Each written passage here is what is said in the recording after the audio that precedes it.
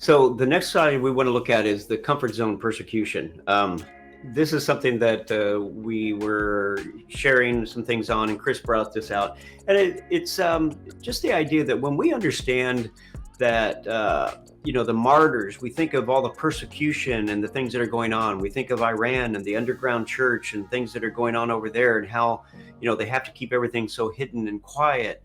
And we just think how, we in our minds here in America, we think how horrible that is that they have to go through all that. But the reality is we have some things that are going on here that are so subtle that they can be just as destructive.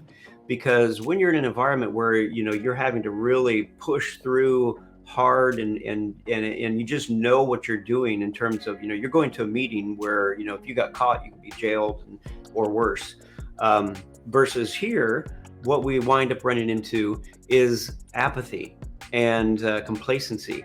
And so these are things that really can undermine who we are and what Father's doing and what he wants to do in this place, because, we're not really aware of what's going on. It's very subtle. It creeps in and begins to just erode away at our faith and our ability to fulfill our scroll, because we're so, engaged in other things, which we're going to talk about in a minute, the distractions that come that even are sometimes they're really good things, but they are taking away from us completing the scroll that Father has given to us.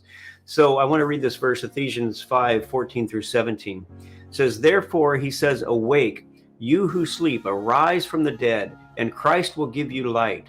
See then that you walk circumspectly, not as fools, but as wise, redeeming the time, because the days are evil. Therefore, do not be unwise, but understand what the will of the Lord is."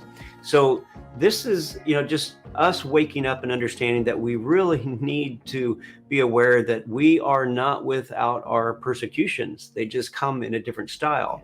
Not to minimize what's going on in some of these other countries at all, but to understand that you also need to battle these things so that you don't wind up in apathy and complacency.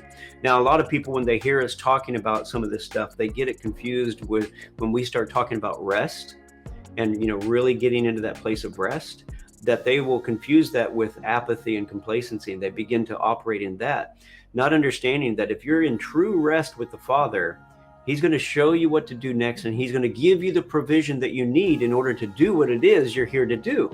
It's back to the teaching that we've gone over many times. You align with what Father says you are, and you rest in that.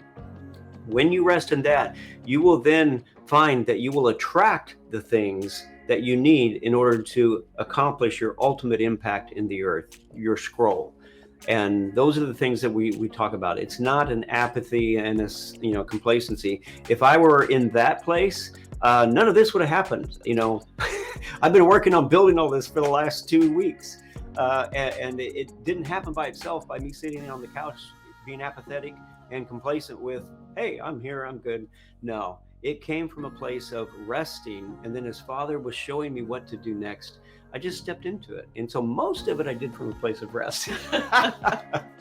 So it's a beautiful thing, and we've really enjoyed understanding what it means to rest, because when you're resting in him and he is working through you, you have to believe, I believe anyway, that he will do 1,000 times more working through me than me trying to do my best, because he is much more capable than I am of doing the things that he knows needs to be done.